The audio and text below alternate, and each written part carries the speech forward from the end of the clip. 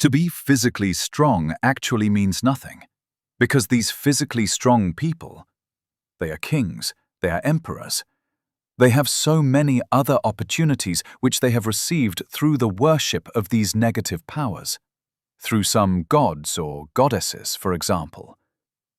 Generally, it is the belief in the god Shiva that is very widespread. His favor is very easy to win. I believe one only needs to simply shave one's head with a razor, nothing else. And then he is pleased, I believe. He can be satisfied by very minor services. And when he is pleased, one can ask for all the devilish powers from him, because he is the king of the devils. He is such a loving giver of all these devil powers. So these people who please the god Shiva through their worship receive so many gifts from him. And then, in the next life, they become people of power and great authority in this world. And then they become like Ravana, as you may know. Ravana and Hanuksha, these devil kings who existed in Indian mythology. They were all there only thanks to the blessings of the god Shiva. Absolutely all of them.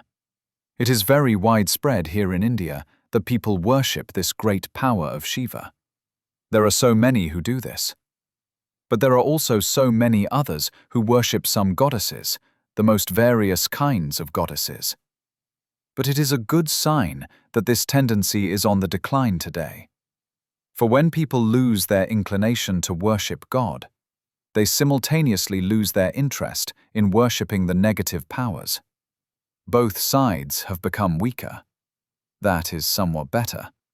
For otherwise there were very few who worshipped God, as most worshipped the negative power, and they were extremely harmful to themselves, and also to their fellow human beings. That was the great difficulty people brought themselves into. For the devilish power must never be used. It is harmful to everyone in any case. Yet here in this world, especially in India, it makes great propaganda for itself, so that it has overwhelmed almost 99% of the population. They worship the devil powers and not the God power. This is another valuable quote for a deeper understanding of the nature, intentions, and capabilities of the deities. Here, Shiva is identified as the king of the devils, who gladly fulfills the wishes of devout disciples for devilish powers. This is, without a doubt, a willingness that the loving highest Father God does not possess. He would never fulfill a person's corrupt wish for devilish powers. Ravana, an ardent devotee of Shiva in Hindu mythology, is referred to as the Devil King. He describes the many people who worship deities as extremely dangerous, harming both themselves and their fellow human beings. Lastly, he emphasizes that the population of India has been almost completely overwhelmed by negative forces that represent not the god power, but devilish powers.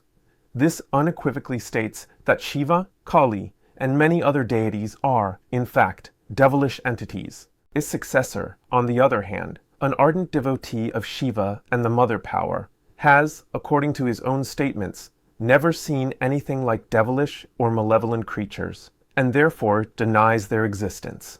This is a very stark contradiction that gives one pause.